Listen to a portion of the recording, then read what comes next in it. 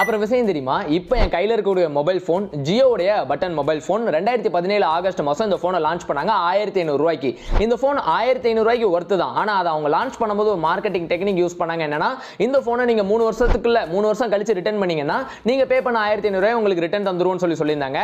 ஆனால் அதுக்கு ஒரு டேர்ம்ஸ் அண்ட் கண்டிஷன்ஸ் இருந்திருக்கு. நீங்கள் 3 வருஷத்துக்கு வருஷம் 1500 ரூபாய்க்கு ரீசார்ஜ் பண்ணணும். மொத்தமாக 4500 ரூபாய்க்கு ரீசார்ஜ் பண்ணியிருந்தா மட்டும்தான் அது செல்லுபடியாகும். ஃபோனு வாட்டராலியோ இல்லைனா வேற எந்த ஒரு பிசிக்கல் டேமேஜுமே ஆயிருக்க கூடாது. அப்பனா மட்டும் தான் ரிட்டர்ன் எடுத்துப்பாங்க. சோ இதுக்கு ஒரு அக்ரிமெண்ட் நம்ம எப்படியுமே சைன் பண்ணியிருக்கோம். அதை எப்படி நம்ம கிட்ட சைன் வாங்கியிருக்காங்கன்னா, இந்த ஃபோனோட சேர்த்து ஒரு சிம் வித்திருந்திருக்காங்க. அந்த சிம்முக்கு நம்ம ஒரு பயோமெட்ரிக் கொடுத்துருப்போம் இல்லையா, ஸோ அது மூலியமாவே அந்த டேர்ம்ஸ் அண்ட் கண்டிஷன்ஸ் நம்மளுக்கு ஓகே இருந்திருக்கு. ஜியோட மார்க்கெட்டிங் டெக்னிக் தான் இது. இந்த ஃபோன் 1500 ரூபாய்க்கு ஒர்த்து தான், நான் எதுவும் சொல்லலை. ஆனால் இந்த மாதிரியான விஷயங்களை ஜியோ எப்பவுமே பண்ணுவாங்க. ஜியோ அவங்களோட சிம்மை லான்ச் பண்ணும்போதும் சரி, முதல்ல ஃப்ரீயாக கொடுத்துட்டு அதுக்கப்புறம் நம்மள்ட்ட பைசா வாங்க ஆரம்பிச்சாங்க. நம்மளாம் இன்னைக்கு இன்டர்நெட்டுக்கு அடிக்டாக மாறிட்டோம். நீங்கள் உங்கள் ஜியோ ஃபோனை என்ன பண்ணீங்க மறந்துட்டீங்களான்னு சொல்லி கீழே கமெண்ட்ஸ் சொல்லுங்க.